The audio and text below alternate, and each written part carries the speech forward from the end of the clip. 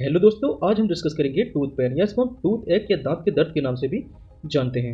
यहाँ पर डिस्कस करेंगे आरसीटी के बारे में और यहाँ पर जानेंगे इसकी मेडिसिन के बारे में। तो यहाँ पर टूथ पेन को जानने से पहले जानेंगे दांत की एनाटॉमी के बारे में। तो यहाँ पर इसका जो ऊपर का पार्ट होता है इसको हम क्राउन कहते हैं और क्राउन से नीचे का जो पार्ट होता है इसको हम रूट के नाम से जानते हैं। अब यहाँ पर क्राउन में दो पार्ट होते हैं, पहला होता है इनेमल, दूसरा होता है डेंटाइन। तो इनेमल जो है हमारी बॉडी का सबसे हार्डेस्ट पार्ट होता है, ये हड्डी से भी ज़्यादा हार्ड होता है। यहाँ पर बात करेंगे हम पल्प कैविटी के बारे में। तो पल्प कैविटी के अंदर होती हैं नर्व्स और ब्लड वेसल्स, जिसको हम आर्टरी और वेन्स के नाम से जानते हैं। यहाँ पर दांत का दर्द क्यों होता है? दांत में किसी टाइप का डीके या डैमेज हो जाता है या दांत में किसी टाइप का इन्फेक्शन हो जाता है, जिसको हम बैक्टीरियल या माइक्रोबियल इन्फेक्शन के नाम से जानते हैं। तो जो पल्प कैविटी में न्यूरॉन्स होते हैं वो सेंसिटिव हो जाते हैं। अब जैसे ही ये न्यूरॉन्स सेंसिटिव हो जाते हैं, ये हमारे ब्रेन को जो है सिग्नल पहुंचा देते हैं।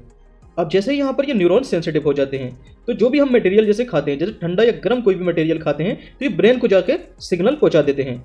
तो इसी के कारण हम अपने दांत में दर्द का अनुभव करते हैं। यहाँ पर दांत में इन्फेक्शन या इन्फ्लामेशन या पेन के कारण जो हमारा जॉ रीजन होता है उसमें स्वेलिंग आ जाती है। अब यहाँ पर बात करेंगे आरसीटी के बारे में। आरसीटी का मतलब होता है रूट कैनाल ट्रीटमेंट।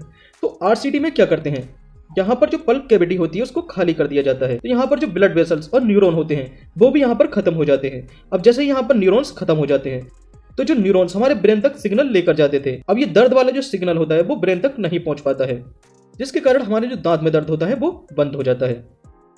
अब यहाँ पर देखिए, इस कैविटी को खाली करके यहाँ पर कुछ मटेरियल भर दिया जाता है और ऊपर से इसको क्राउन से ढक दिया जाता है। तो ये प्रोसेस होता है आरसीटी का। अब यहाँ पर बात करेंगे इसकी मेडिसिन के बारे में। तो कौन कौन सी मेडिसिन के यहाँ पर यूज किया जाता है? पहला आता है क्लोव ऑयल। क्लोव मतलब के लौंग का तेल या लौंग, क्योंकि देखिए लौंग में होता है यूजिनॉल, जो कि एक नेचुरल एनेस्थेटिक की तरह काम करता है। तो जिस रीजन में हमारे दांत में दर्द होता है वहां पर ये सुन्नी पैदा करता है और वहां पर इन्फ्लामेशन को ये रोक देता है। अब यहाँ पर कुछ नेक्स्ट मेडिसिन आती हैं, जैसे कि Zerodol SP. Zerodol SP 3 medicine के कॉम्बिनेशन से मिलकर बनी होती है। पहली होती है एसिक्लोफिनेक, जो 100 मिलीग्राम में होती है। दूसरी होती है सेरिसियोपेप्टिडेस, जो कि 15 मिलीग्राम में होती है। तीसरी होती है पैरासीटामोल, जिसकी मात्रा यहाँ पर 325 मिलीग्राम होती है। तो यहाँ पर एस मतलब होता है सेरिसियोपेप्टिडेस और पी मतलब होता है पैरासीटामोल।